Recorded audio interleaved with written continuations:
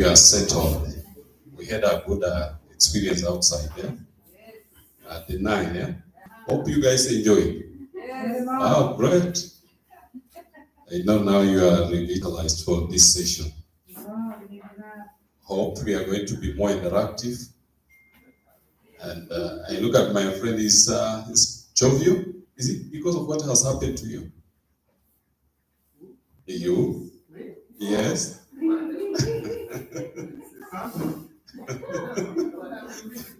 Okay. Yes. Anyone who can pray for us? Just a volunteer as we open this session. Any volunteer? Yes, my brother. Yeah. Can I give you this? Let me give this.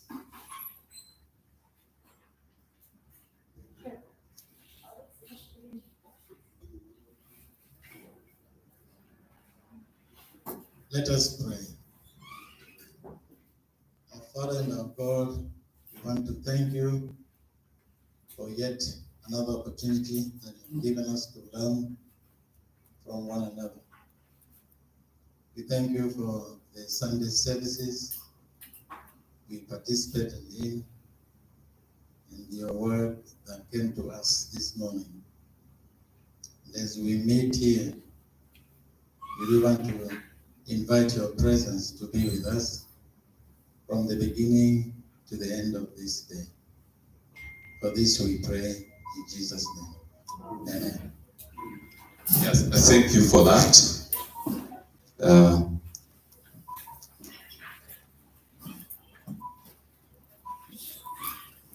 We are going to have a plenary with the theme Combating 21st Century Colonialism, Western Sahara, Ambazonia, and beyond.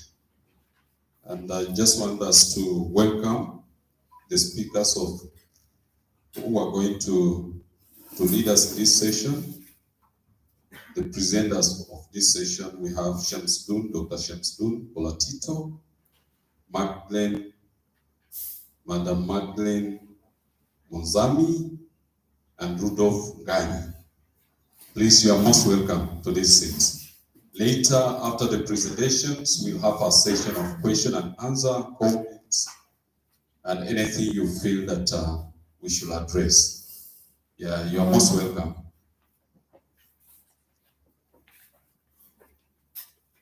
So we'll start with Shamsuddin. He'll give us a presentation. I don't know how he wants to do it. He wants to project.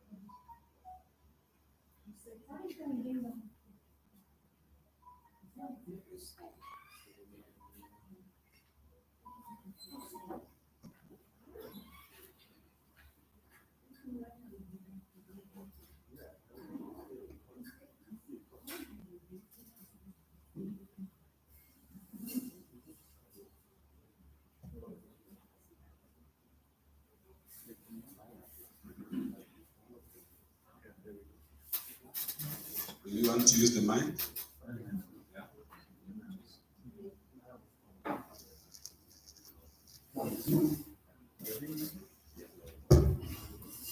Good afternoon, everyone.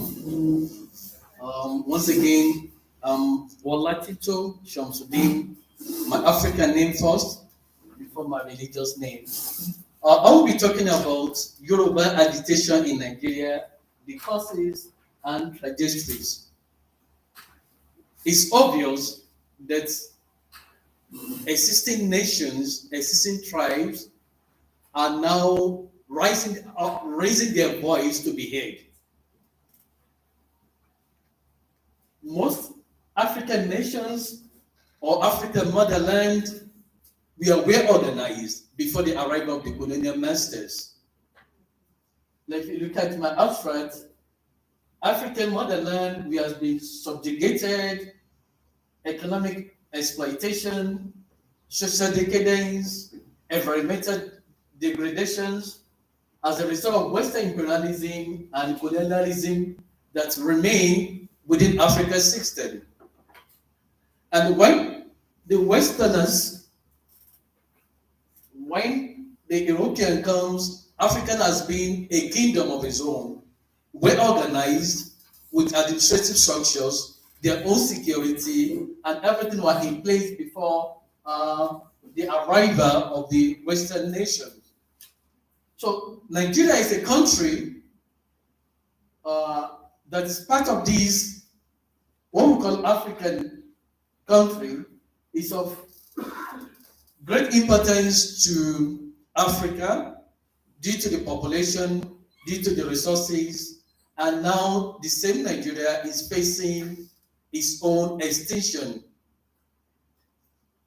Like you can see, I have adopted history and historical background and descriptive analysis, which I want us to look like Nigeria as a country is now divided, a divided country within its own self. If you look at from 1960s, when Nigeria jointly, before 1960, Nigeria ethnic leaders jointly fought for their own independence. And after the independence of Nigeria as a country, now rise what we call the Biafra Civil War. From the Biafra Civil War, there's been a kind of military domination.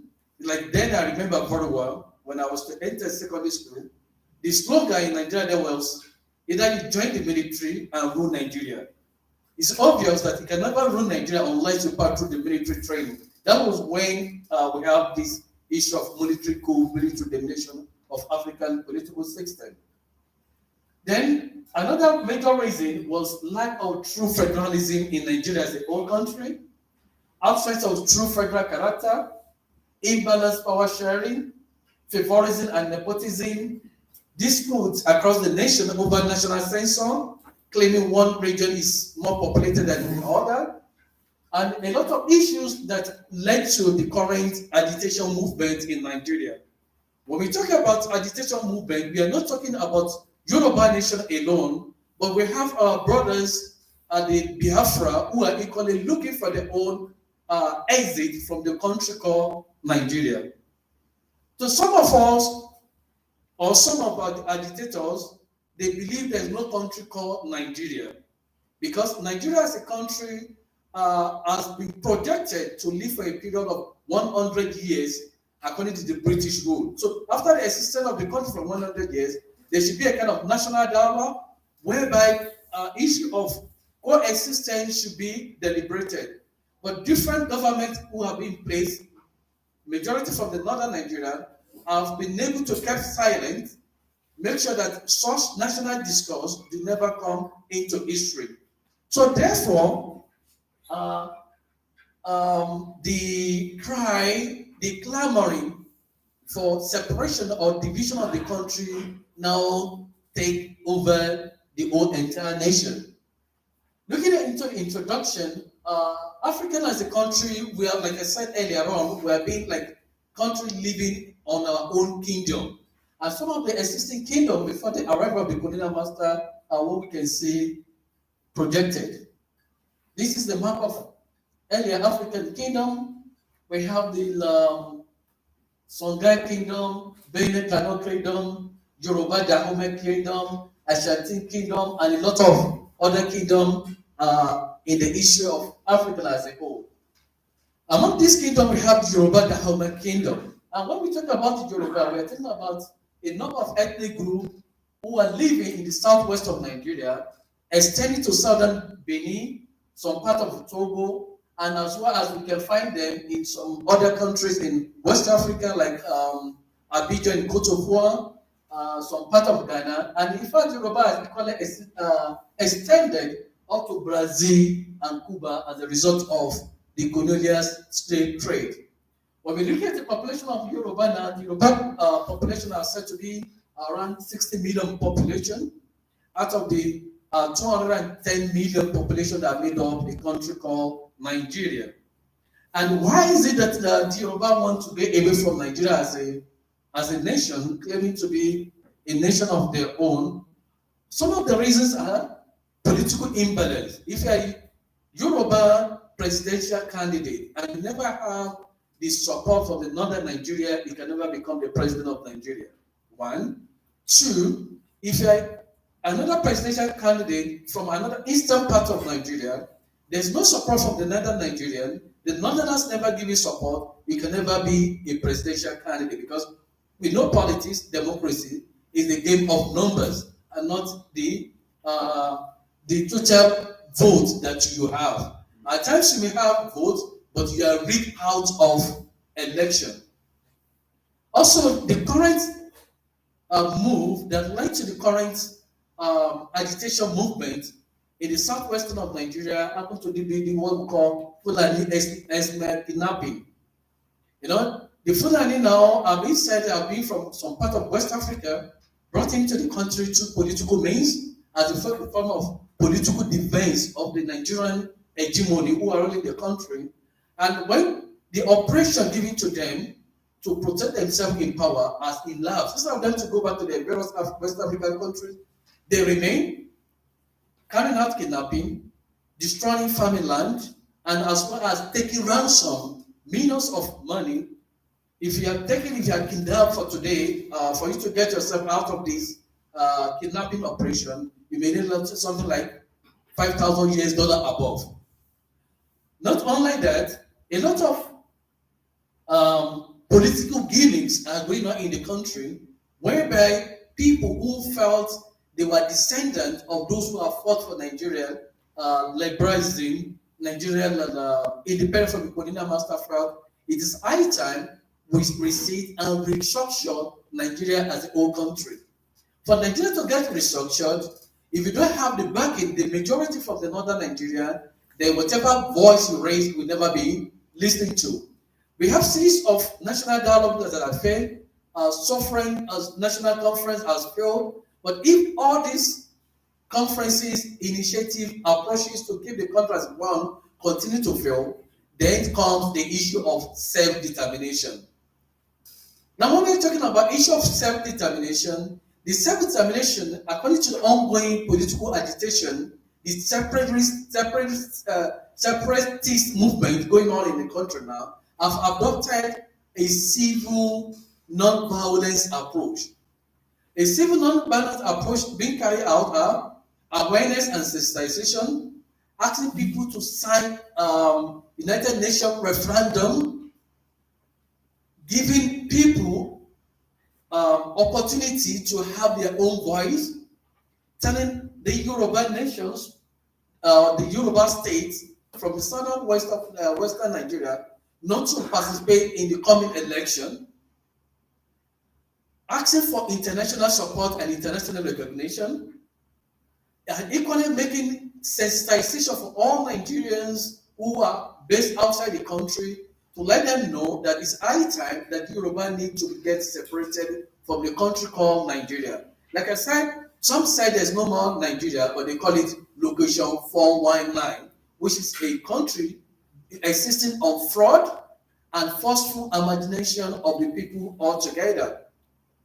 And we should be asking ourselves this question: if you have a population of about 60 million people, 60 million people in a particular location, are these people not enough to become a self-independent government, or a self-independent nation of their own? Let's take a case study of Sudan and South Sudan. Then it was said that the entire population of Sudan as a country before the secession was around 40 to 45 million. Now, after the separation, a true figure of the countries come out. South Sudan is being said to be around 30 million, and Sudan as a country is being said to be around 40 million. If you add the two together, with the land space, the human resources, you still find out that these people are forcibly merged together as a nation. So therefore, I'm trying to tell you now that maybe it's high time the United Nations needs to rise up and look at ethnic issues. That if a particular ethnic culture, tribe have been able to reach about a population of 60 million still living in a particular geographical location, and they are calling for self-determination, self-rule, self-independent. It is high time that the whole world should listen to them and equally give them the chances to live on their own. And with this short presentation of mine, looking to various issues, kidnapping, what we call nepotism, favorism, that are making a lot of Nigerians to feel it is high time the country needs to be separated. I remember the quotation from Muammar Gaddafi, the late leader of Libya, who once said, Nigeria as a country has been able to live 100 years. It is high time Nigeria should be divided based on their religion and culture. And if you look at it truly, the Northerners are majority Muslim. We from the Southerners, we are minority in the affair of the country, minority Muslims and majority Christian. So if you now say we want to divide countries, nations, according to their tribe and culture, then we need to consider the number and not the religious aspect of the whole scenario. So therefore, if looking into these challenges, whether a particular region of the country continue to dominate the administrative structure, for example, the ports are all located in the southwestern Nigeria. If you go there, you find a Fulani man, Fulani Hausa man as the director. If you want to bring in your cars, if you are a Fulani man, you pay 50%. But if you are from the soil, you pay full 100%. Within the same country, with the same government. So because of this, a lot of voices, awareness, campaign are going on. And I'm not standing here to join the campaign, but I'm trying to bring out reasons why, as an academicians, we need to look into the cries of nations, tribes who are looking for their own self-determination. It has been done in East of Africa, and if care is not taken, African country will continue to have to call for self-determination. With this, I want to give the mic, I want to give the floor for questions and answers so that it can help us to be able to explain better where my presentation have not been able to cover. Thank you. Yeah, thank you very much, Shamsuddin. I thought you were starting, but you concluded, which is okay. I just want to call upon Rudolf to give his presentation. Are you projecting? Well, okay. Maybe after all the speakers have done their presentation, then we have a question and answer session. Yeah. You are projecting. No, we can do that. It's okay since I have it. I still have it here. I just wanted to just an image. Okay. You're welcome, Rudolf. Thank you very much.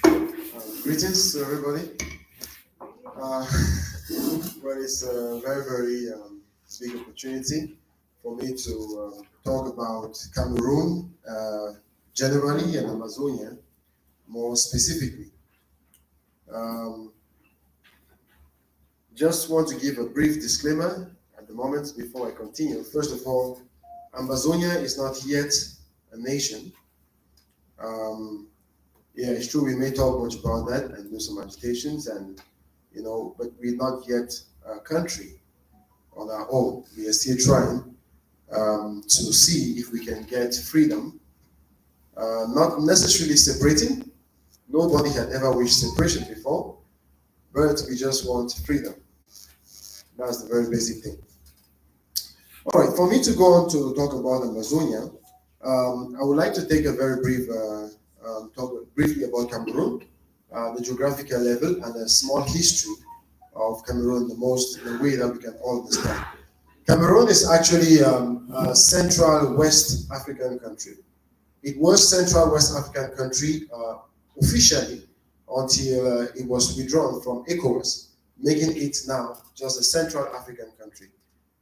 Central West African country because we are actually into West Africa, linked with Nigeria, and then Central Africa, sharing border with Congo, Equatorial Guinea, Central African Republic, and many other Central African countries. Since independence, or since our independencies, let me add it that way, in 1960 and 1961, we've had two presidents, and we've had, that's two presidents from the French section, or what was before East Cameroon, and of course 7 prime ministers, all from the English section of Cameroon. Historically, Cameroon was colonized in 1884 by the Germans, and their colonization did not last long. It only stayed from 1984 to 1916, just when the First World War ended in Cameroon.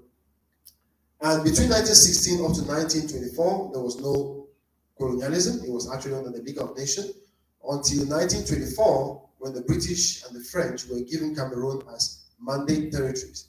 So the French took 80%, approximately 80% of the country, and the British took 20% of the country. Now, what became Southern Cameroons for the British were English, and the British indirect rule was implemented, and what became East Cameroon for the French, where the French system of leadership, administration, and judicial system altogether were being implemented. And that went on to the end of the Second World War as mandate territories, when the territories now became trust territories by the United Nations, and they were supposed to be prepared, for independence. And that happened for French Cameroon in 1960, 1st of January 1960 for French Cameroon, and the 1st of October 1961, 1 year after, for British Cameroon. That is now what we call Ambazonia. Now, after the independence of French Cameroon, there was a president, Ahidjo, the very first president of Cameroon, and he took on for 1 year until 1961, when English Cameroon gained its independence from the British, and we had to choose whether we would like to gain independence by joining French Cameroon, or by joining Nigeria, or again by remaining as a completely independent body.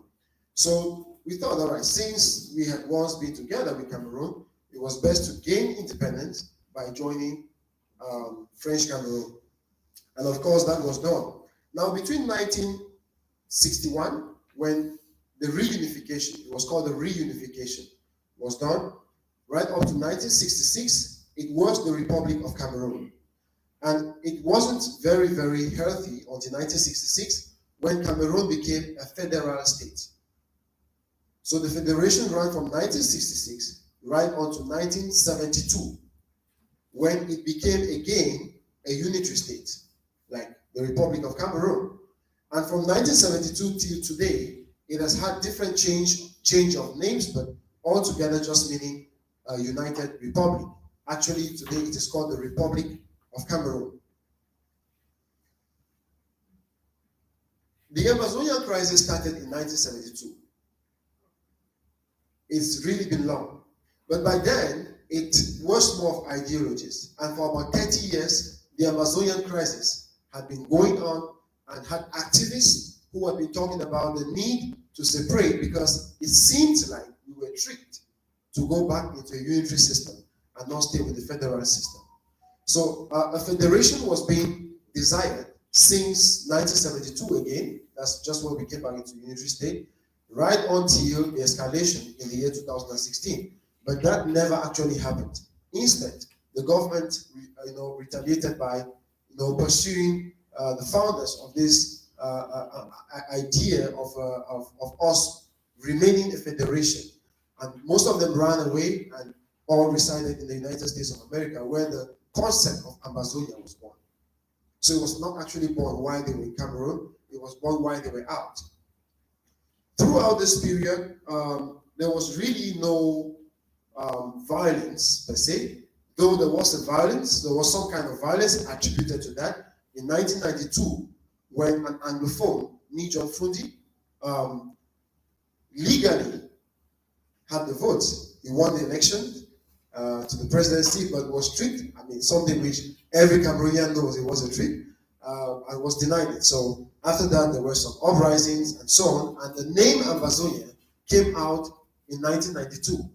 But until 2016, the crisis involving violence had not actually been born.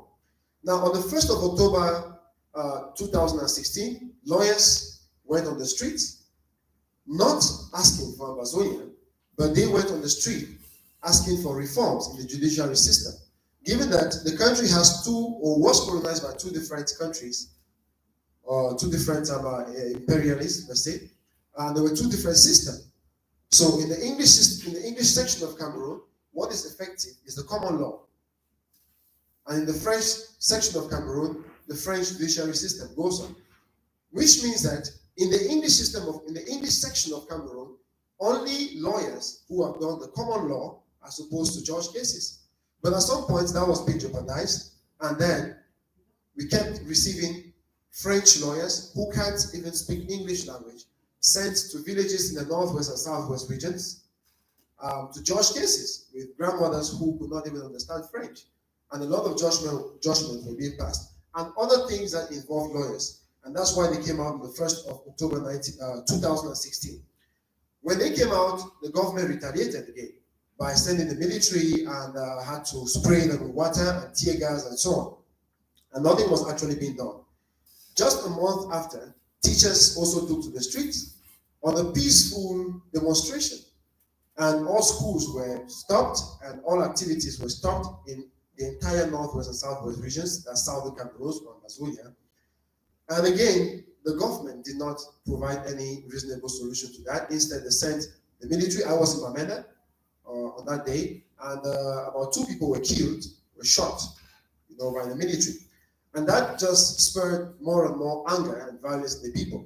But the crisis never became as violent as it is now until 2018, or 2017, sorry, when the government abducted the initial leaders of Ambazonia in Nigeria, who had a meeting in Nigeria. The president of Ambazonia, who had been made president out of the country, without Ambazonia actually being declared as a nation, and other members of his bureau, they were having a meeting in Nigeria, and then they were being arrested.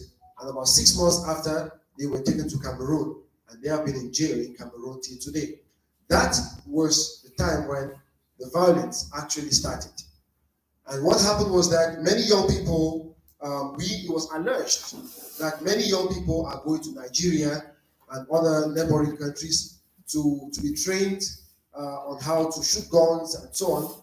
And somehow it actually happened, because 1 year afterwards, by 2018, it was what was peaceful before turned into confrontation between government forces and the boys. We call them the boys, or the Ambazonia boys, just to say armed groups that emerged from within the Anglophone section of Cameroon. And since then to today, it's just been war. It's not possible for the government to win them. From all indications, the government may never really win, if at all it only has to do with, dealing with arms, given that the people who are in trouble are those in the middle. Now, what are the causes of this? I think earlier enough, he talked about the causes of the Biafra, the Nigerian crisis with the Biafra, which are not very different from what we have in Cameroon. First of all, we are the minority. So since independence till today, there's been marginalization. I first of all mentioned that there have been 2 presidents and 7 prime ministers from the English section of Cameroon. Now, the highest the prime minister can get is, the highest an Anglophone can get is the prime ministry. And even the prime minister is just more of a ceremonial head and not actually someone who can take real decisions in the country.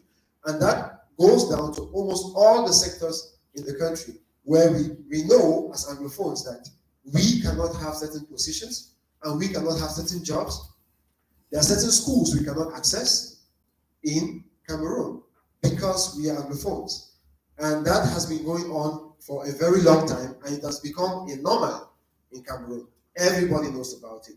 So that was one of the things which people do not like. Secondly, they had to fight against the Frenchification of the English system of education, whereby the the French, the government and the French side of Cameroon, they actually want to take away the English system of education, take away the English judiciary system, and take away anything that has to do with English and the English system, and of course our indigenous cultural values and our indigenous ways of living.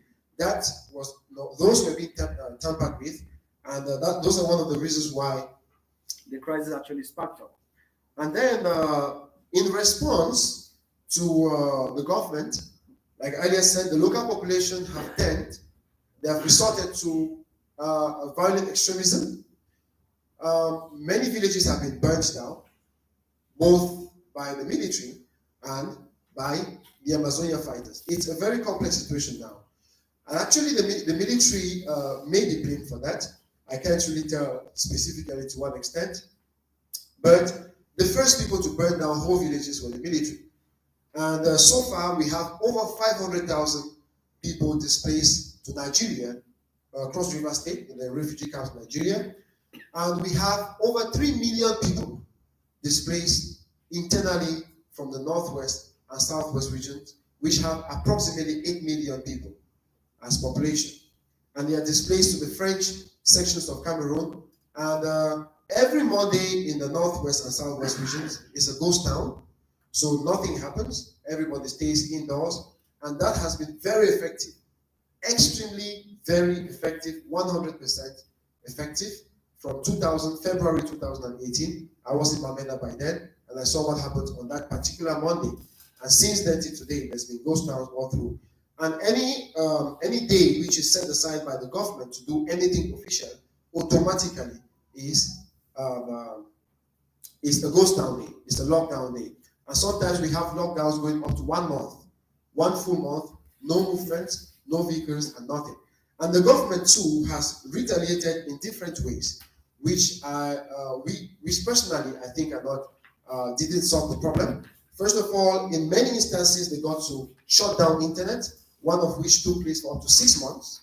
Internet was shut down completely for 6 months, and even when it was reinstated, all social media platforms were banned, except that we had to use VPN to access Facebook and access different platforms so we could actually share the information, what was happening. But in the course of the lockdown, Nigerian internet gets into a part of Cameroon, actually towards the extreme northwest part of Cameroon. So that internet was being used during that period, for the sending of pictures and so on. And also in the diaspora, there's been a lot of response from Ambazonia militants, and of course people from the southwest region, which I think all of us are Ambazonia militants. A lot of demonstrations in Geneva, a lot of demonstrations in the US, a lot of demonstrations in France, even in front of the presidency in France, and many more demonstrations are going on right until today. I would like to end with the projections. It is clear that nothing is actually being done. And unfortunately, the world does not have much information about what is happening in the northwest and southwest regions of Cameroon. These places are basically not accessible. We can't have a conference like this in Bamenda except we have heavily armed military vehicles and armored vehicles, which are now even being destroyed, like they're easily being destroyed by the boys. They already have tactics on how to attack those kind of things. We can't have such a conference in Bamenda. We can't, personally, I cannot even go back to my village, because if I have to get to my village, I need to settle a lot of controls before I actually try to go there. So nothing is really being done, and the government is not doing anything serious. They've not solved even one problem fully. One of the 16 problems that were outlined in 2016, one has not been solved. And now it has moved from just a demand for reforms to federation, and now what we have as Ambazonia, which is a desire for a complete cessation from Cameroon and forming a new country. Thank you very much.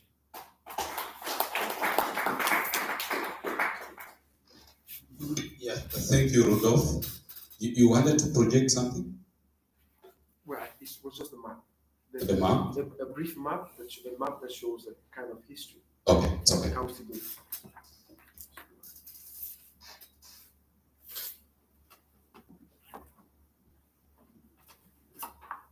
maybe while we go ahead. Okay.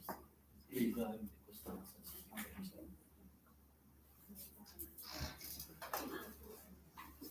Do we have Madam Magdalene? Onzoma, you're welcome. You are the next speaker.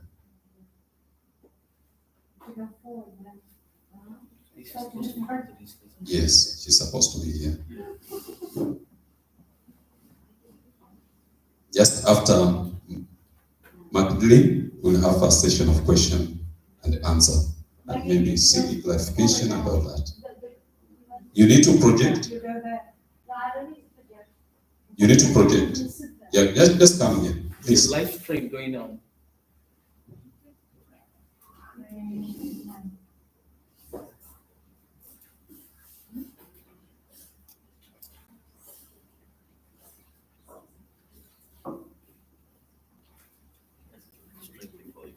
Ah, wow.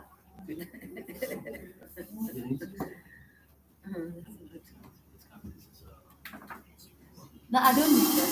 I remember I wasn't the presenter. I'll wait for you to be done.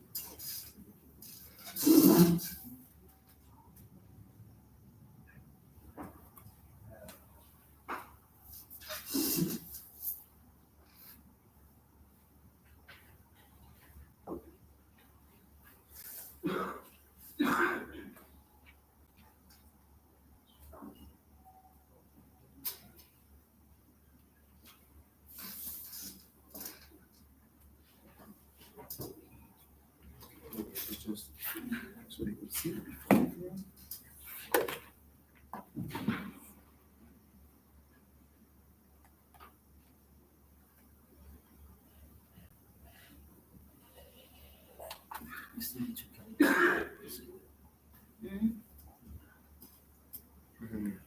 Let him finish the presentation. You show that you can conclude.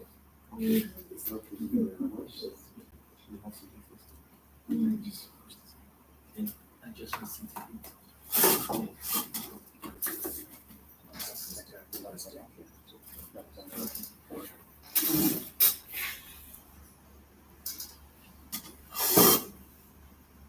Well, it was just this, maybe just to show the difference, Cameroon, 1984,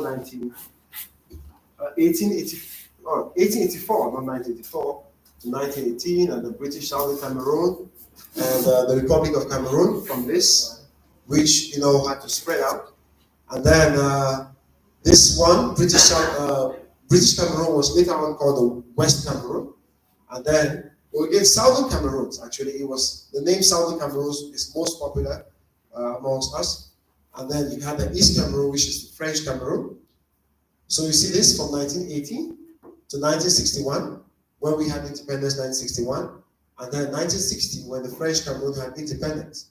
And these two became a federation, Federal Republic right up to, actually this was declared in 1966, the federation, but we just take it down straight to 1972, like I earlier said, 66, 72, that was the effectiveness of the federation.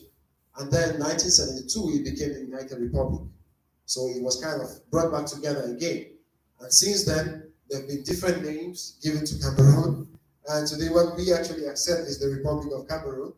And probably this map is going to, if it gets to separate, then we are going to have a new Ambazonia and maybe the Republic or La République du Cameroon. Yeah, thank you.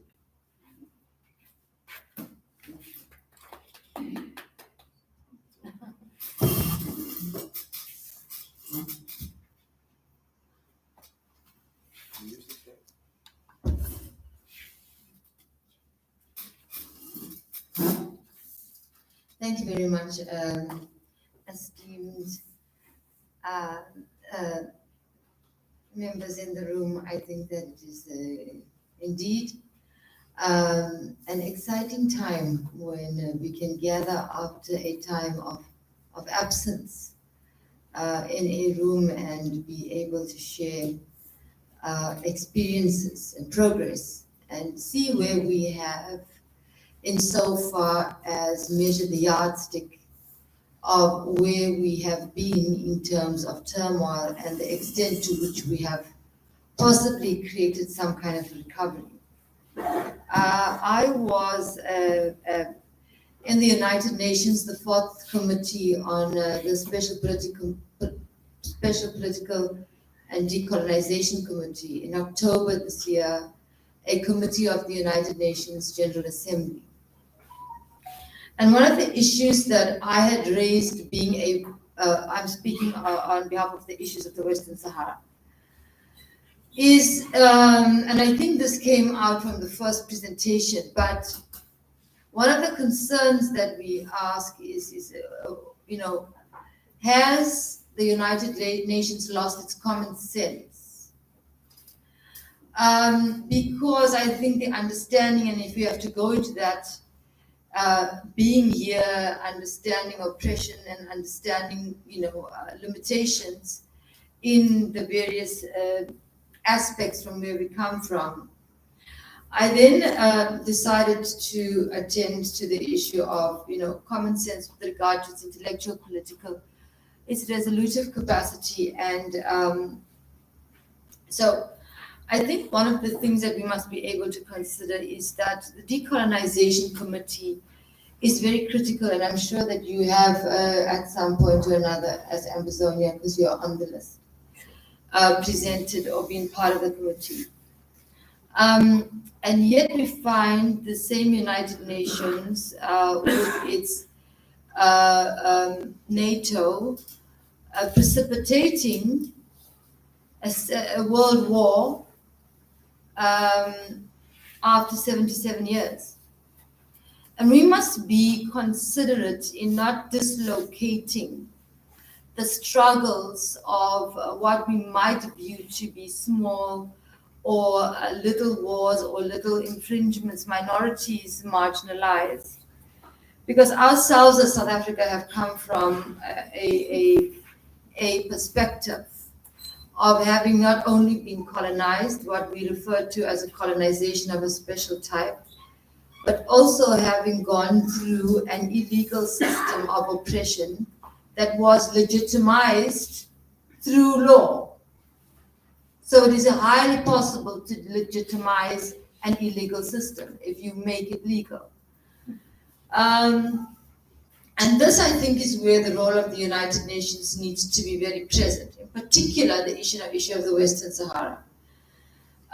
Because we find ourselves that the resolution upon resolution, and I will take you through some of the resolutions that we have been able to establish before I go into the background of occupation. And this is over 40 years of illegal occupation, where you have had a structure in the form of MONUSCO, which is deployed by the United Nations with a special envoy to ensure that a referendum is held, fails dismally, does not report accurately, accountably, and transparently in respect of the issues on the ground, where they can see that, for example, media presence, and this is not now from what transpired in Al-Galgarat in 2021, but I would say about 2020. But it comes from when there was a solicitation of the first independence after Spain had relinquished its control over the territory. And hence we're now finding ourselves in the situation. The issues that find itself present in the Western Sahara, in particular in the region, is Morocco's transnational criminal activity, which extends from not just drug trade, but theft and exploitation of phosphates and fisheries and gases, etc. But what we need to understand, and I think that some of my colleagues would also be able to give us what then becomes the value trade. That didn't come clearly from the Ambazonian issue for myself. The economic trade.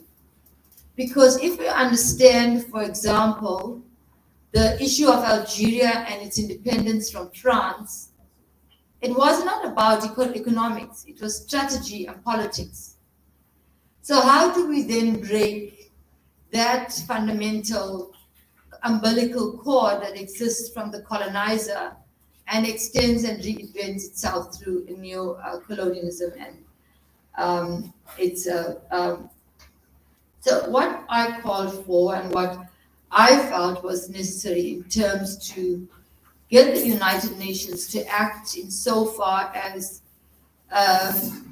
giving some extent of acknowledgement, liberation, and consideration to the struggle that has been going on indefinitely in the region is for there to be sanctions that must be installed insofar as Morocco's trade, because its economic dependency on the Western Sahara is not political. Politically, the grasp of the Spanish administration had then been terminated and handed over for the United Nations. It was a subtle administrative responsibility, but not political.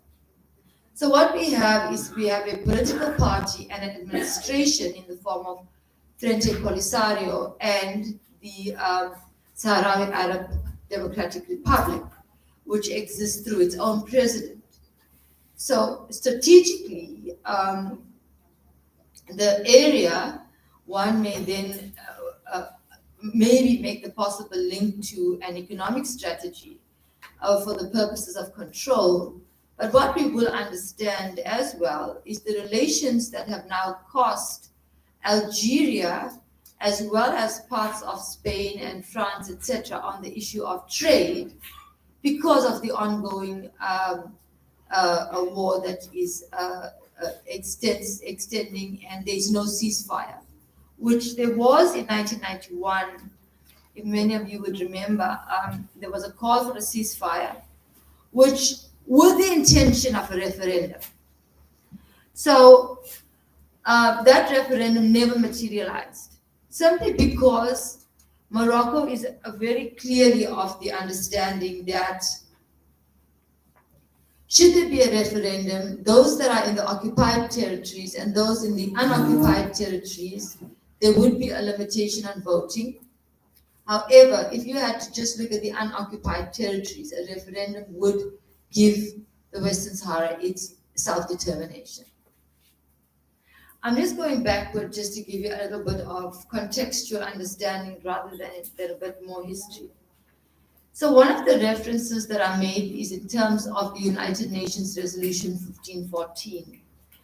And this is the declaration on the granting of independence to colonial countries and peoples and its legal weight in making clear indications in terms of paragraphs 4 and 5, which outline the obligations for implementation.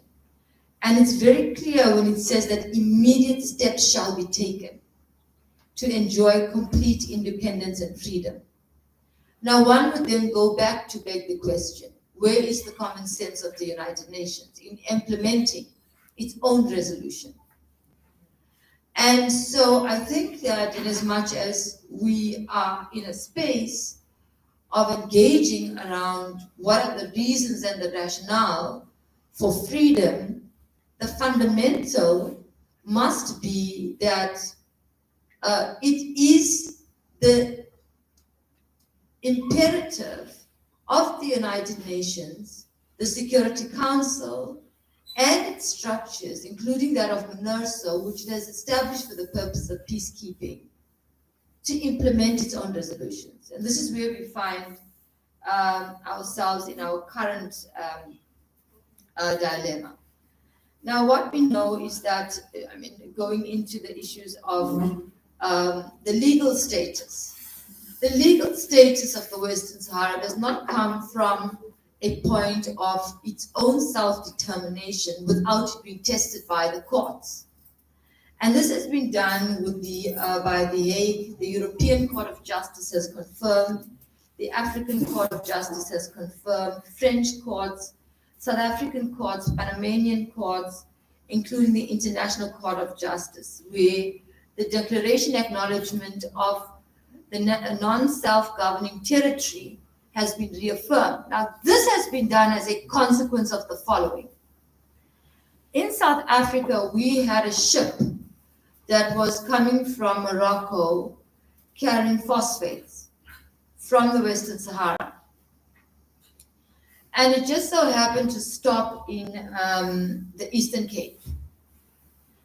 And upon it landing there, you know, sometimes if you understand the jokes, you know, there was a conscious customs person, Bernadette, who knew that there's something wrong with this phosphate and where it comes from. And we then restored the phosphate in its totality to the Sahrawi people.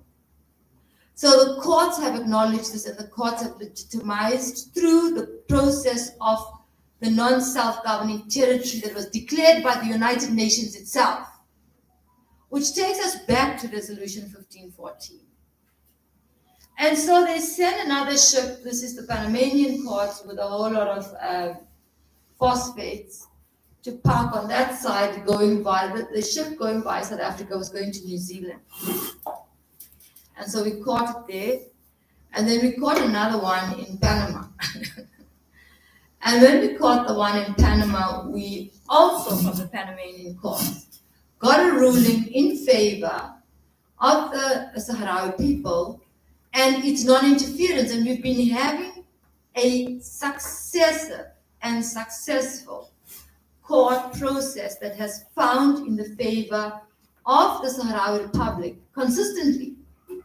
So the international courts then have consistency in understanding the legitimate and legal standing as per the resolutions of the United Nations. What is the mindset of the United Nations if it is not euro and dollar diplomacy? And I think that that is the major issue that we must understand and, what is the word? Defragmentize, if it is English. Defragment. For us to then get to the bottom of the issue of the question, which is the decolonized. Sorry, I just saw the, thank you, Matthew. I just saw the topic. 21. The 21st century colonialism. I have. So when we're looking at what then do we need to understand and deconstruct in terms of how we understand a 21st century colonialism, we need to grasp it to the point of holding accountable not just those who are colonizers, but the instruments under which decolonization remains unresolved, but also what then becomes the current geopolitical shift insofar as preparing for the next phase of a decolonized, global decolonized setting.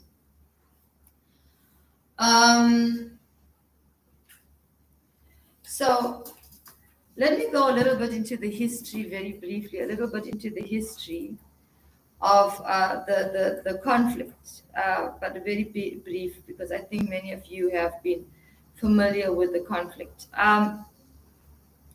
One is the issue of the Spanish protectorate was since 1884, and we know the 1884 project because we know that 1884 was the year of the Berlin Conference, and so we can very easily understand that the issue of colonization and the history of colonization in the continent emanated from a time that there was already a premeditated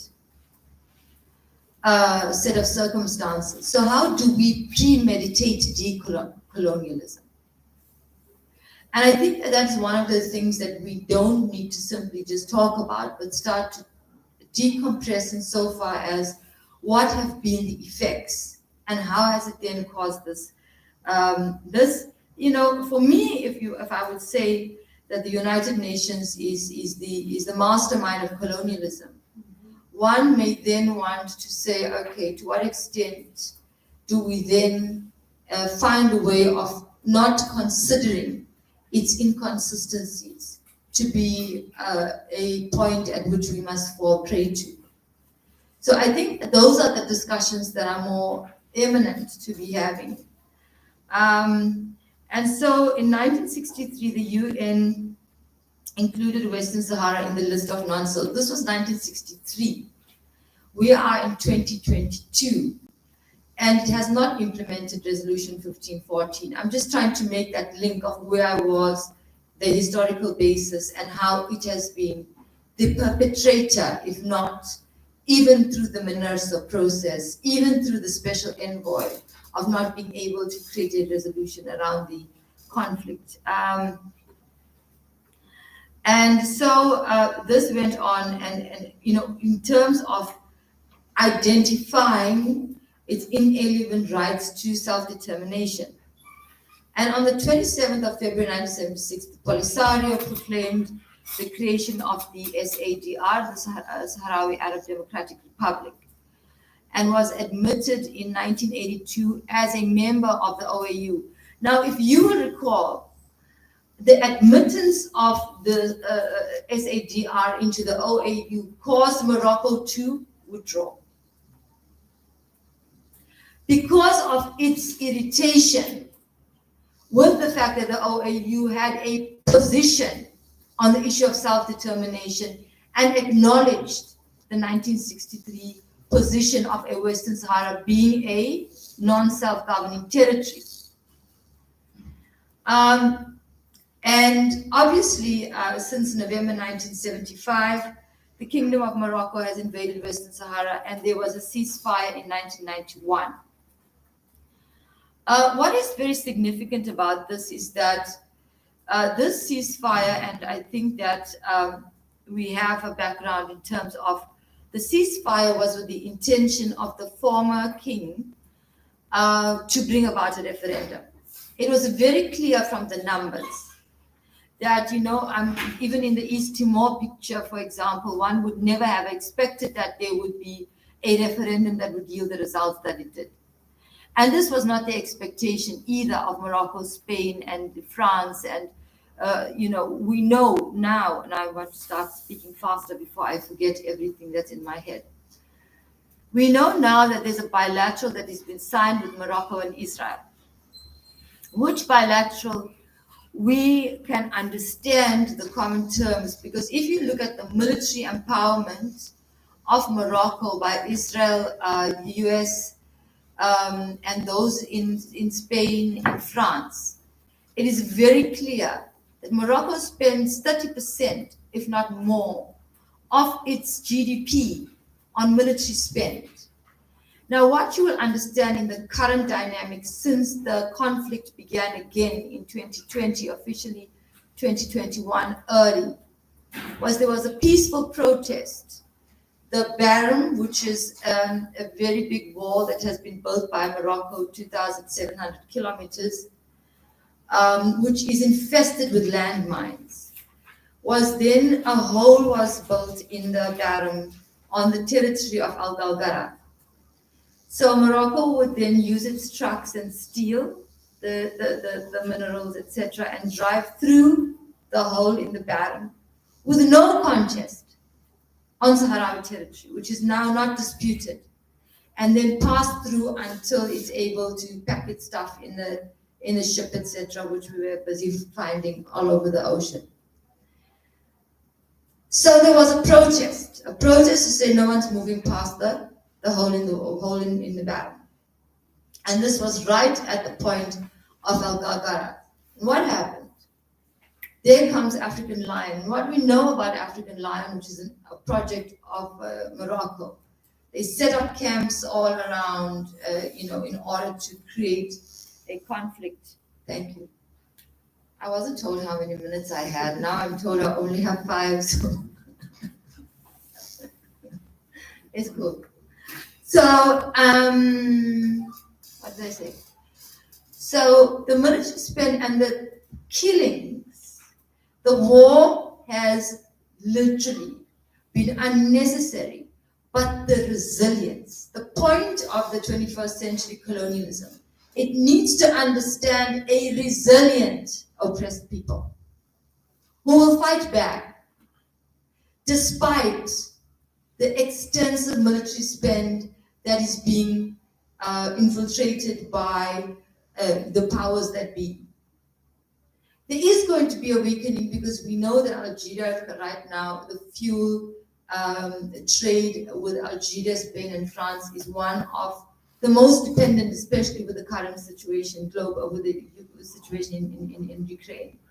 However, in closing, I just want to say that from a campaign point of view, and the reason that we are where we are with the confidence that we have, that we are not going to be the last colony. We are going to remove ourselves from that status and gain freedom, is simply because those activists on the ground internationally, those who are fighting at the coalface of a war, those who are outside, we have campaigns that have gone globally, very highly intense, but for one of the first times in the decolonization committee, we had the highest number of petitioners, and we intend to increase those petitioners.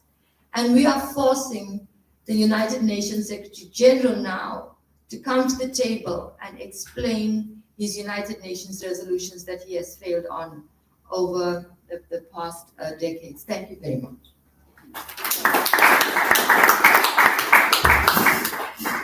Yes, thank you. Just have a seat. Yeah, thank you very much for the presentations. Yeah, can we clap for all of them? We appreciate that's stunning performance. That's good work. At least some of us who didn't know about the issues, we are able to gather from your presentations. So it's been an enlightening session, and in solidarity, yeah, we need to advance the cause for this country, particular countries. I just want to open up for the plenary. Question, clarification, or something you need to know, or comment, they're all welcome. Yes.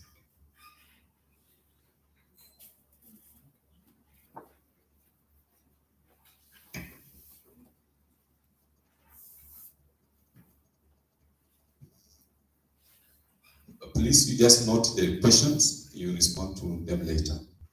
Thank you, good friends, brothers and sisters, for those very moving presentations and to really express our solidarity with you. We want more concretely to know how we can act in solidarity with you and support your struggles. For example, the Sahrawi president said we needed to lobby the Spanish government when it came to visit South Africa, etc. So there are concrete steps that you need us to take, like we need to confiscate the ships with illegal phosphate, etc. How concretely can we support you other than, making posters?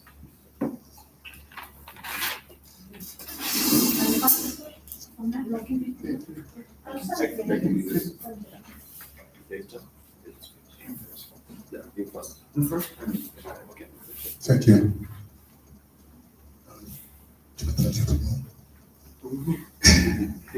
So I'm speaking in French, and my brother can translate for me in English. It's okay? Thank you. Ma question va intéresser particulièrement le Sahara occidental. Okay, well, he says his question concerns Western Sahara. Alors, comme vous le savez, de plus en plus, il y a un mouvement au niveau africain et même de l'Union africaine qui est en train de demander notamment que l'on puisse retirer le Sahara occidental, la République d'Arabe Sahraoui de l'Union africaine. Et ce sont... All right. All right, well, he's saying, with the considerations to withdraw West Sahara from the African Union. La question est préoccupante parce que la diplomatie marocaine est en train d'avancer. It's a problem because the Moroccan diplomacy is advancing. Et il y a tout récemment, encore le 22 août 2022, a été lancée une pétition par des anciens chefs d'État, anciens premiers ministres africains, pour qu'on puisse retirer la République arabe sahraoui de l'Union africaine. And that recently there's been a petition by African presidents to withdraw Western Sahara from the African Union. En commençant à considérer le Front Polisario comme un mouvement terroriste. So they started to consider the movement as a terrorist movement. Et que le gouvernement sahraoui serait un gouvernement fantoche. And that yes, and probably that the government is a terrorist government. Alors, ma question ne s'adresse pas directement à la sœur qui est intervenue. So the question is not directly, it's not like directed to you, mais à tout le monde. But to everybody. Que faisons-nous?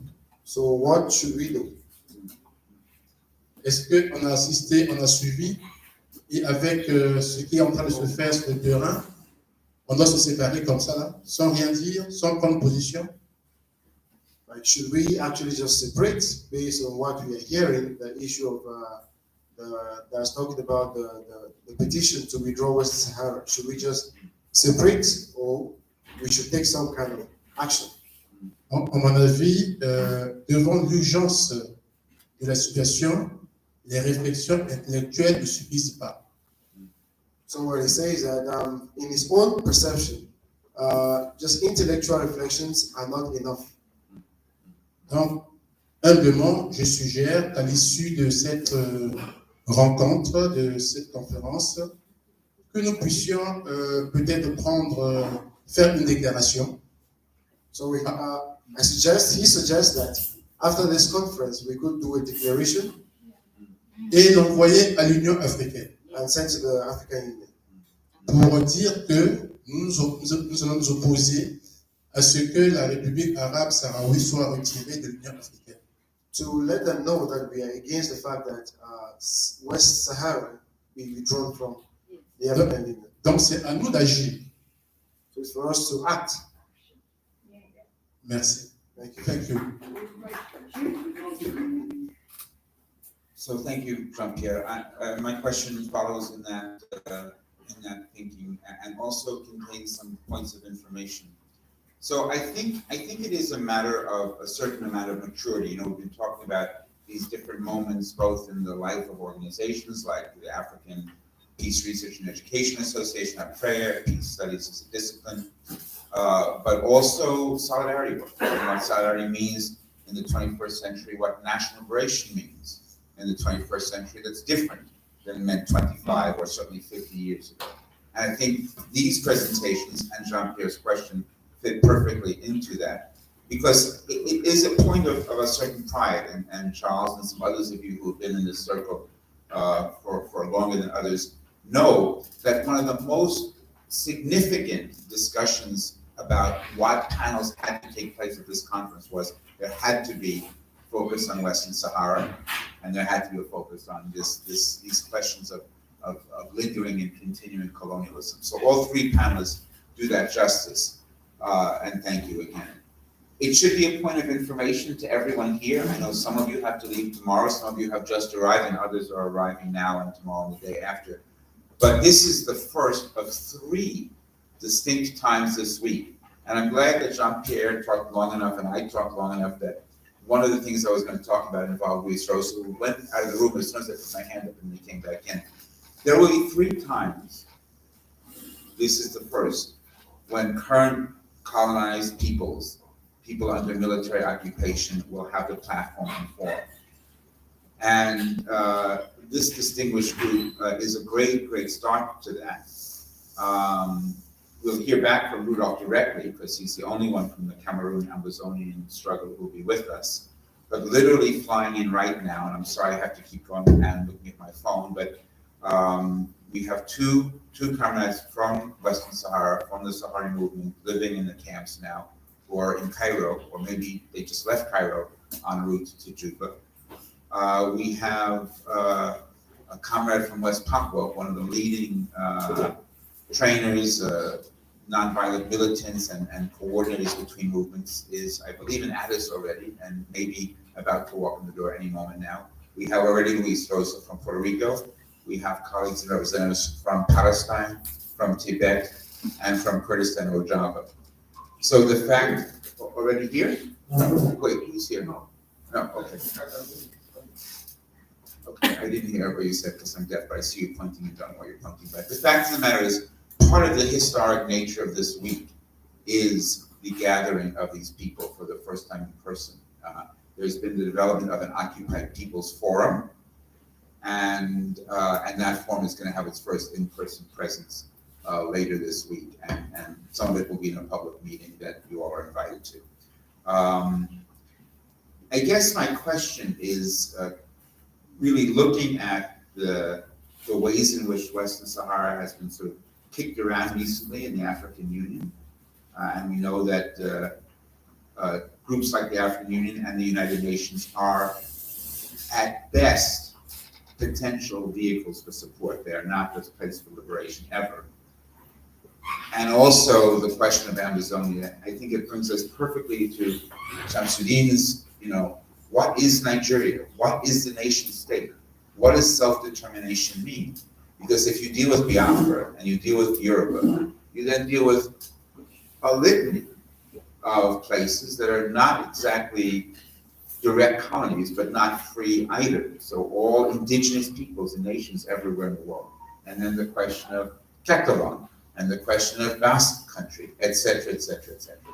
So I think the question of what we do as movements around nation states is really a question I want to throw to the three of you now. But I think it's not a question for an easy, this is the answer, but more a conversation I hope we have all week long. And what do we do? Obviously in solidarity, specifically with Western Sahara, and there's a power in having a group with 4 or 5 heads of major international peace and human rights groups could sign a letter like that, not just E4 or AFPREA or IPB, etc. So there's a power to that. But then beyond that, collectively, what do we do about this 21st century decolonization question?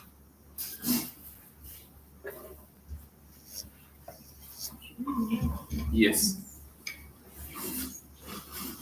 Thank you very much. I'd like to introduce myself because I've seen new members have joined us. I'm Dr. Irene from Tanzania, a gender expert. So my question goes to Dr. Aina-Obe Shamsuddin. Yes. Thank you for your presentation about the Yoruba people in Nigeria.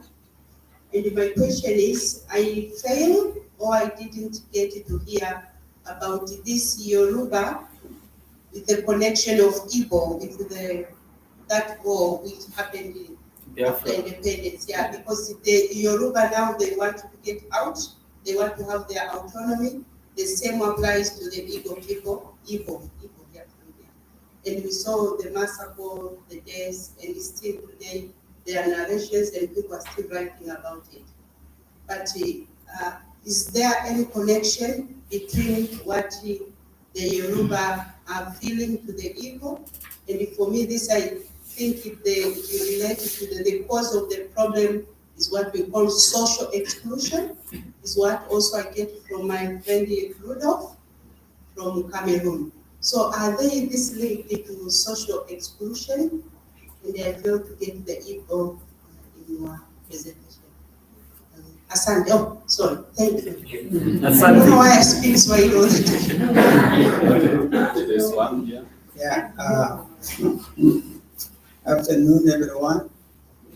Yes. Today, we keep receiving new arrival, so it is good for one to introduce himself each and every time. So I am a UN Jacob Kon. Going straight to my questions, or if it is a comment, it will go to Ambazonia, and I'll take it in that context. Yeah, indeed, you are actually advancing your interests, and it is good. But you should also think we are here to give you a practical aspect of what normally happens later. You know, the life that has been lost after our independence is more than when we were struggling. So when you are with that intention, you should also cater for tomorrow. So as of now, what plan do you have if God help you to achieve that? And thank you. Okay, thank you so much to all the presenters for the nice presentation. I have a brief comment. South Sudan being one of the examples of countries that attained its independence after 60 years of struggle for freedom and independence. And during those years, and particularly around the time when CPA was being negotiated, group of civil society, few of them, including myself, were insisting that, yes, CPA should also include how do we want to govern ourselves if the people of South Sudan choose to be independent. Because the right of self-determination was already incorporated in the agreement based on the Machokos Protocol. We called for that, but we were defeated because they said, no, let us not worry about how we will manage ourselves. Let us gain the independence first. Once we are free, the rest of the issues will be tackled. And we insisted, no, let us do it holistically. They said no. And we were defeated. We attained our independence and we got into trouble. So my question is, particularly to Rudolf from Ambazonia and to my good friend Shamsuddin, the Yoruba presentation. Have you started the conversation of how you would like to be governed once the people decide to be free politically? Because in my view, independence is one thing, freedom is completely another story. That's the question I want to ask. Thank you. Good evening, colleagues. My question is directed to Shamsuddin. Shamsuddin talked a lot about what is going on in Nigeria. And in his explanation, she didn't mention what is known to be the emerging problem in Nigeria, and that one is Boko Haram. Boko Haram. What is Boko Haram is fighting for in Nigeria? Particularly me, I don't conceive. So I need to tell us the movement of Boko Haram in Nigeria. Is it a political movement, religious movement, or any sort of movement that is happening? Many people lost their life, especially school children. In 2014, a good number of students were kidnapped, and few of them were returned with children, and it was so bad. That is a question for today. Another one, is we have a problem here in South Sudan, particularly the issue of ABA.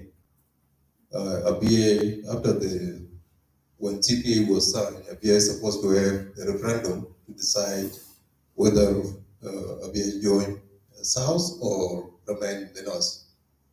The United Nations with UNIFA, that is in ABA now, they are trying all best, but there is no progress on that. And it seemed the issue of ABA looked like Kashmir, that is in India and Pakistan. The Kashmir issue remained unresolved, and it seems is so much connected with ABA. So with my sisters, you talk about the United position in number of resolutions.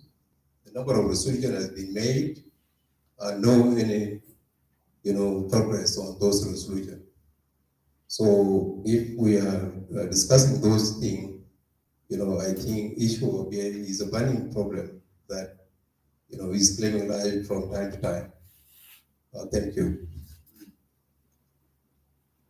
Maybe we have the last one, and then they handle the question. We have another set of questions. Thank you very much for the opportunity to comment and raise some questions. For my brother here, presented on Yoruba ethnic nationality. Interestingly, we are from the same ethnic group, and this agitation concerns us. So, as a stakeholder, I will speak to one as a stakeholder and at the same time as a scholar. One, the first question would be, who are the people actually agitating? Because as a Yoruba person, I have never been consulted or called to deliberate on if I want to stay on in Nigeria or I am part of those agitating for Yoruba nation. So in a context where people are not consulted and you wake up one day to hear that there is an agitation, it's something. Then the second aspect is that we need to consider the fact that even within Yoruba ethnic groups, there are certain minorities. Because when you talk about secession, agitation for ethnic nationality group and this, we must understand, ask ourselves, can this work? Because I'm saying so in a context in which we give the semblance of unity, of being one ethnic group. But in reality, within ethnic group, there are certain majority and minority. And if you understand keenly the situation within each ethnic group, Yoruba inclusive. For example, among the Ondos, we have the largest. So these people, they don't really consider themselves as part of the Yoruba ethnic group. So there are certain people also, because of their vested interest, these political manipulators who are actually manipulating ethnic group to achieve their own selfish when they achievement of this political game or whatever they are playing. So we need to really put this issue about ethnic nationality agitation in proper perspective and understand that in succession independence may not necessarily work, because at the end of the day it will still reproduce the same problem in which we have certain people as majority and the minority who will still be marginalized within the new political system. Thank you. Thank you. You can respond to that, and then maybe. Yeah. Okay. Sure. All right. So let me just respond to the questions that concern Ambazonia, at least to the best of my own knowledge. But I know I won't really have all the answers to those. I will not really have all the answers, but I've been talking, just more been giving a report, like what is happening. And I cannot even give all that report, what's happening here, because you may have to ask me many questions for me to tell you many things, to be able to, verify your doubts. Because surely you still have some doubt about many things which are happening. You don't have much information, unless we really have to talk for a while before such information can come out. The very first question was, how can we stand in solidarity with Ambazonia for the moment? At the moment, what's happening is, well, away from the fact that people don't really know, many people don't know what's happening because the government has worked so hard to cover up the information. Even in the country, talk less of, out of the country, they've covered up that information. The very first thing is actually getting people or getting to disseminate the information that something is happening in Amazonia. For the past 6 years, in fact, from 2016 up to 2019, I can assure you that school activities were just about 10%. In other words, over 90% of school children who went to school in these years did not go to school in the northwest or southwest regions. They went to school out of these places. Actually, schools were stopped for 3 straight years. And for the past 3 years, schools have been on and off and on and off because there have been the creation of gangs. In the middle of all of this, coming back to your question, there have been the creation of gangs. And the insecurity is not only from the government military forces. The insecurity also comes out from within us. From within, I say us because I'm part of the Northwest and Southwest region. So let me say us. So it's still from within us. A lot of kidnappings and so on and so forth. Rich people have all run away because they get to harass them for their money. And you won't find any beautiful car in the North or the Southwest region because everybody has left. So all these people don't know about. First of all, getting to learn a little about what's happening there and talking about it on whatever platform is very important. And then at the moment, we are also working hard to see that children go back to school. We have different campaigns. We've been doing different campaigns. Personally, I've got to work with different organizations, and we're seeing how to offer books to students in the Northwest and Southwest regions, which often meets a lot of resistance still from either ignorant boys in the neighborhood or from the government who think that we are getting money from outside, from the US especially, to give to, to buy those things and give to the children and so on. But those campaigns are also necessary. Whatever means that we can have to, support these children to go back to school, we actually get to work on that. And even just the consciousness of the importance of school. I don't know, I can't really tell how, but somehow those are some of the needs that we have. Getting the information out and getting education moving again like it used to be. The Northwest and Southwest used to be the heart of education in Cameroon. But that's not the case now again. So just a little bit of the answer to that, but I'm sure there is much more which I won't be able to give. I don't really know much. Next, what plans to preserve peace, and of course, how will governance be? How will governance be after that? Or have we made provisions for how we are going to lead the place?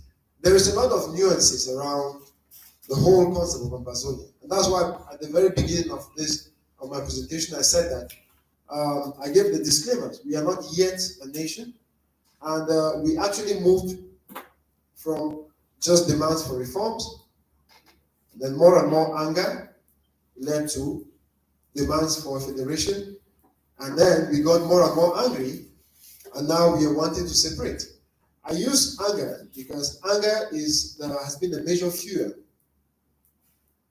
for the secession, which is being talked about now. People are angry. People are angry because their leaders were taken from Nigeria and locked up. People are angry because they've lost their villages. People are angry because their children are not going to schools. People are angry because their children are joining armed groups who get to pay them better off than the government's minimum wage. People are angry because the government does not listen to anybody. People are angry because of how the military treats us. If at all the government's path was clear, then I'm sure this thing would have ended, because we could have tried as much as possible. At some point we attempted doing that, but the government didn't help us. We had to create anti-gangs to fight against armed groups that had emerged from among us. So anti-gangs had to join with the original Ambazonian fighters to fight back against other armed groups. But that didn't work for long because the government came in at some point, gave some den guns, which could not do anything because the boys actually have more sophisticated guns. And at some point, the government will come back and arrest some of the anti-gangs, saying that they are rather using those guns without any proper investigation. And of course, we know in the course of conflict, different people get to gain a lot. Now in Cameroon, many military generals have had a lot of money. They built mansions. It's not just from now, from the time of Boko Haram. We talked about Boko Haram. At some point even, there was a military, a colonel who was caught in his house with 4 trucks of plantain. 4 trucks of plantain. which were to go to the military guys on the field. And the same thing is happening now, where a lot of money is being pumped into the crisis and nobody wants it to end. Yeah. So there are a lot of nuances around it, and we cannot even talk about proper governance after that. It's true before they had already made the bureau. There was a president, there was a vice president, there was a ministry, there was a ministry of education, there was a secretary of state, and all of those things, and all of them were being arrested on the same day. And after that, there have been, other people who have come on to replace the president. There have been a new president, and some people do accept them.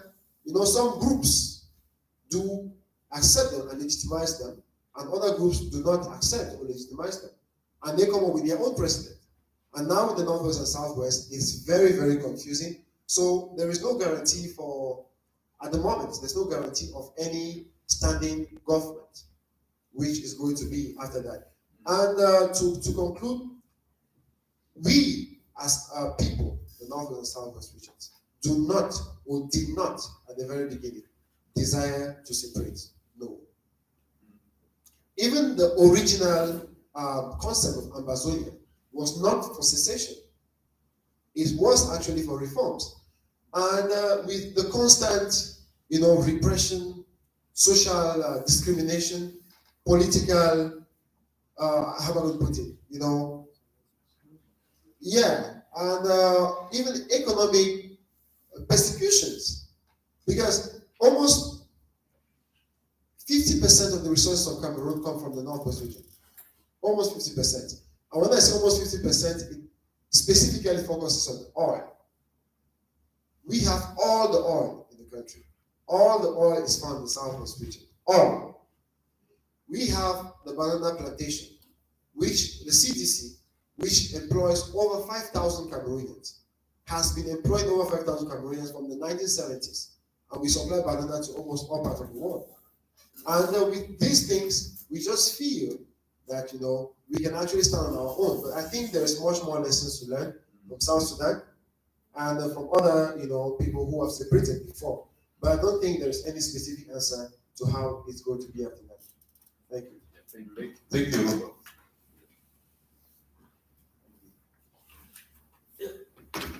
Thank you for your wonderful question, which I see as a kind of academia look into issue of self-determination and those who are seeking secession. The first question is has to do with the first question. The answer which I can provide is the entire world, the civil society organization, the international organization, and the non-governmental organization needs to stand enforcing the UN resolution. If the UN resolution had been in place, then the question of secession, agitation, and those who are seeking for referendum would not have come into a forum for discussion. Because in the places whereby people are still subjugated, there's political annihilation, there is a regional hegemony, definitely voices clamoring for recognition and their own political identification will come into places. Another thing I want to say regarding the first question is also we need a kind of educating the academia about peaceful separation of countries, especially countries who are seeking self-determination and referendum. Like when we talk about the Yoruba nation now, the Yoruba nation, according to the United Nations resolution, is that you must have to have a signature of about 20 million of your population before we can look into your question. Now the 20 million has been achieved, and up to today, there's not been any single pronouncement from the United Nations. And regarding the Yoruba nation, it will be very, very difficult for United Nations to make pronouncement because the Deputy General Secretary is from where we are speaking about. Two, also we need to that we need to ask the United Nations, the African Union also, to have a roundtable dialogue with the agitators and the separatist movement within Africa. Their causes may be genuine, their causes might not be genuine, but if there are a roundtable dialogue, then issues of agitations can be genuinely looked into. Then how do we like a decolonization question now? Definitely, if you look at my abstract, it's like African country we have been forced into nations which we are not supposed to be from the onset. Based on education, exposure, international understanding, educated elites within this nation fight we can no longer become one, either through religion, either through ethnicity, and either through annihilation in national issues. So the question of decolonization will continue to remain until people, nation, state who are subjugated, who are alienated from the national cave are listened into. Then the connection between the Yoruba nation and the Biafra is unfortunate that the Biafra group up to today, despite the first Nigerian civil war, are still clamoring for their own successful separation from the country called Nigeria. And so, like, it's happening in Cameroon, it's also happening in Nigeria now. Most leaders of this separatist movement have been arrested and put into jail. And of recent, the leader of the movement for liberation of Biafra, in the person of Kanu, has just been released. And people are saying its release is what? On political agenda.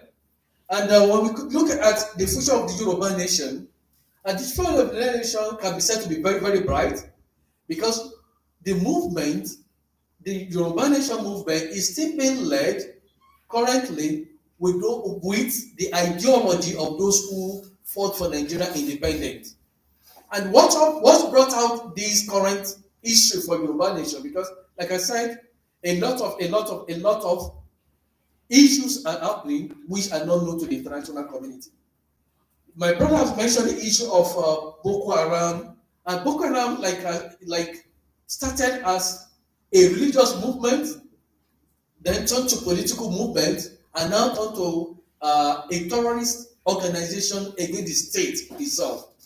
And that is why it was very, very difficult for the government then to be able to fight and crush down the Boko Haram, despite that their leader was brutally assassinated, and it can be shown on the whole in the international community to see. So when your leader as a movement was brutally assassinated, then what do we expect of the followers to do? Definitely they'll be uprising against the state. And that is how the Boko Haram is still in existence today. Boko Haram moved as a religious movement, turned to a political movement. Now it has not turned to a terrorist movement against the state that established the Boko Haram itself. And from that link, it has now gotten to be recognized with other global terrorist movements. Like we have ISWAP existing in the West African region, existing between Niger, Cameroon, Nigeria, Chad. And this will continue until a final solution is put in place.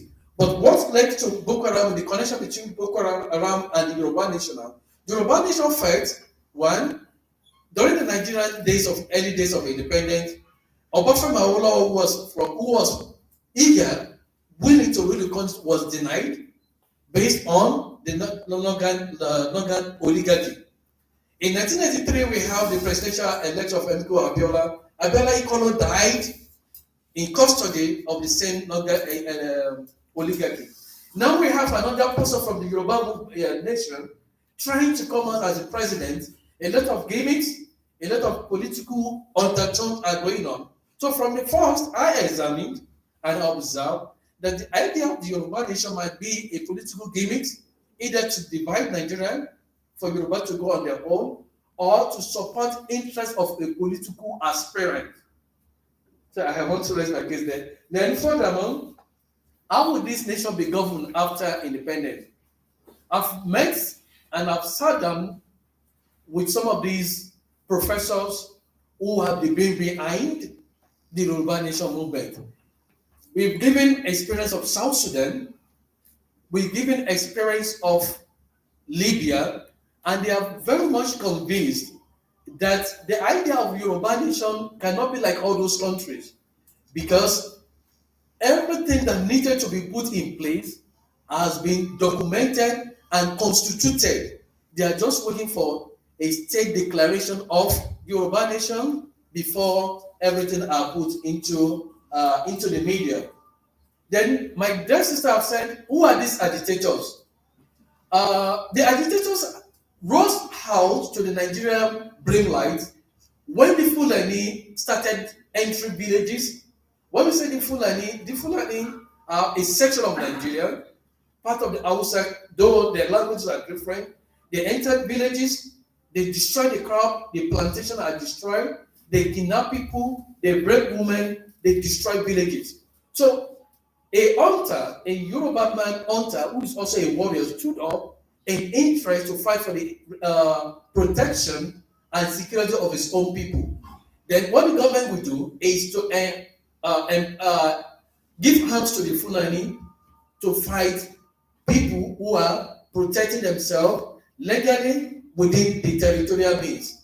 And not only that, the government equally uses its own military apparatus to midnight try to entrangle this leader of the movement. Unfortunately, because of the terrestrial power, the African power, was able to escape to the neighboring countries, and his followers, his movement people, were all put into custody. And when the case gets to the Nigerian court, there were no charges, criminality against him, but instead the court asked the government to pay compensation. But until now, the compensation were not paid. So therefore, issue of agitation continue, and to me, as academician, I think it is more we look into it from the prospect and the challenges of people who are seeking self-determination and people who are seeking self-rule. Thank you so much. Yeah, the last one, and then Thank you very much. I think there were a few questions. One, how can we concretely support, but that also goes back to what solidarity means in the 21st century. So I want to just put the two together and say that one of the things that must be done and that was able to take us from a state of being banned politically, being unable to function as South Africa, just drawing from the lessons, was the strengthening of civil society and the formation of the UDF in the political landscape. So we had civil society, which then came from a multi-sectoral and a multi-representative, diverse strength. And what we know is that if you have to look over and do a quick skim across, post-liberation and independence, you'll find that, and this is the question that was being asked about, what makes you so confident that what happens after liberation is